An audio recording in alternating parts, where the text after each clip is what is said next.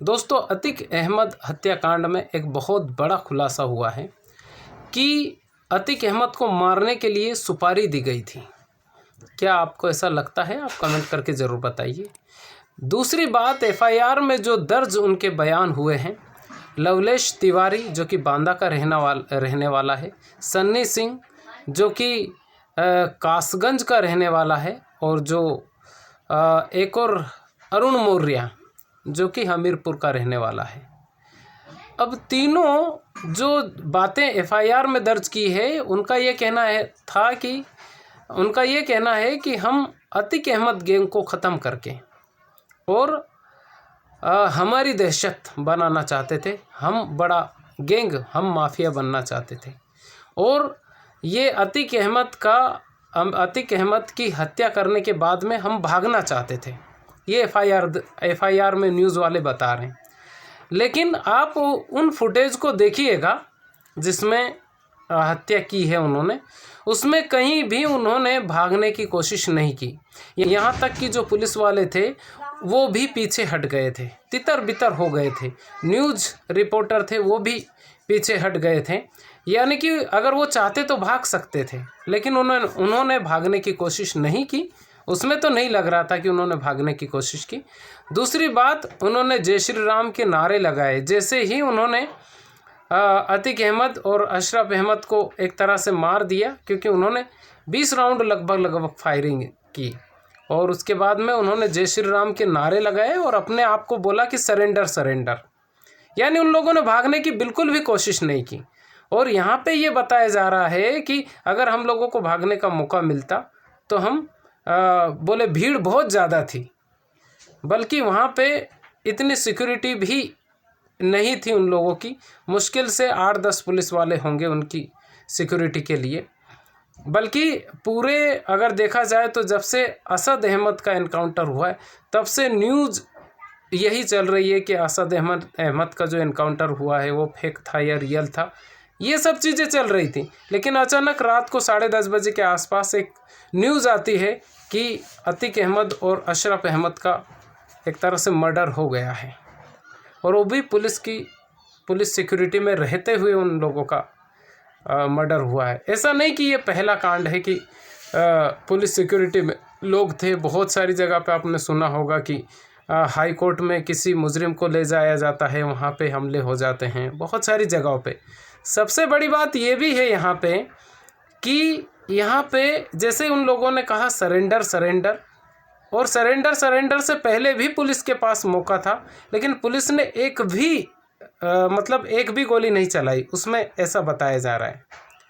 इसमें अब ये कहाँ तक सही है आपको लगता है? मैं तो आपको एक कहानी सुना रहा हूँ, लेकिन आपको क्या लगता है कि क्या हुआ होगा?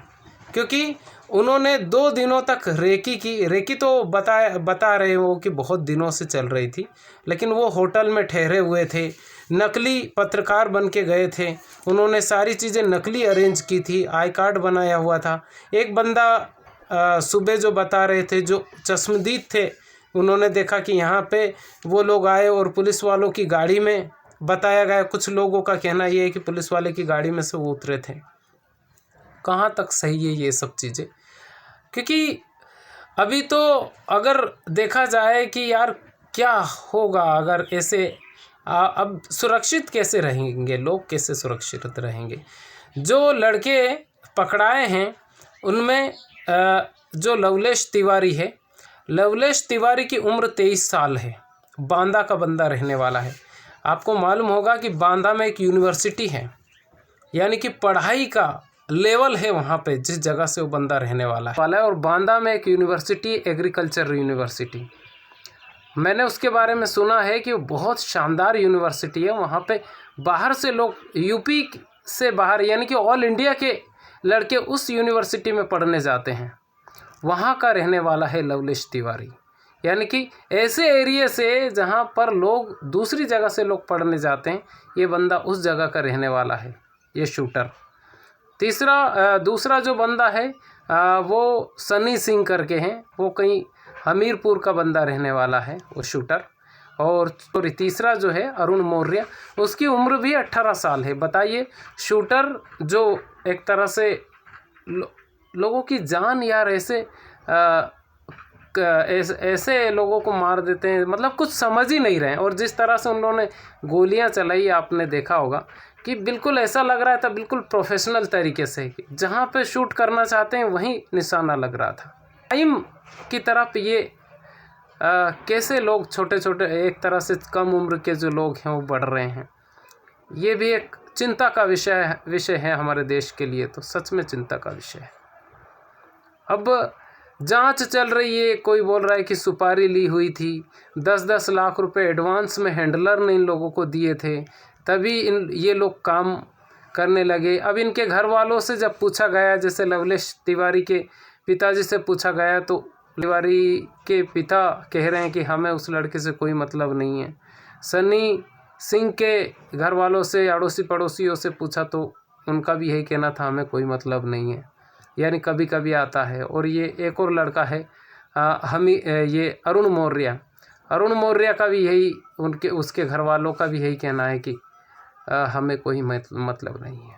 यानी कि ये जो 3 लोग हैं, ये इनका परसेंटेज अगर आप देखेंगे तो ऐसे बहुत सारे लड़के होंगे यार, यानी बहुत बड़ी चिंता का विषय है हिंदुस्तान के लिए।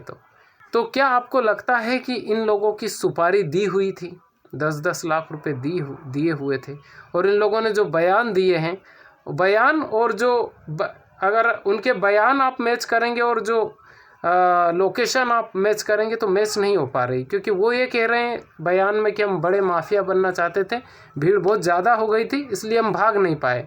बल्कि अगर आप वहाँ पे लोकेशन में अगर आप देखेंगे तो उन लोगों ने सिर्फ नारे लगाए, उसके बाद में अपने आप को सरेंडर बोल दिया, भागने की कोशिश ही नहीं की।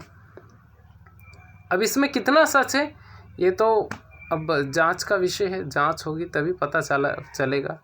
बाकी बहुत सारी न्यूज़ आएगी अभी आने वाले टाइम में। ये वीडियो आपको कैसा लगा आप कमेंट करके ज़रूर बताइए। और चैनल पर पहली बार है, चैनल को सब्सक्राइब जरूर कर लीजिएगा। खुश रहिए, अपने माता पिता का ख्याल रखिए।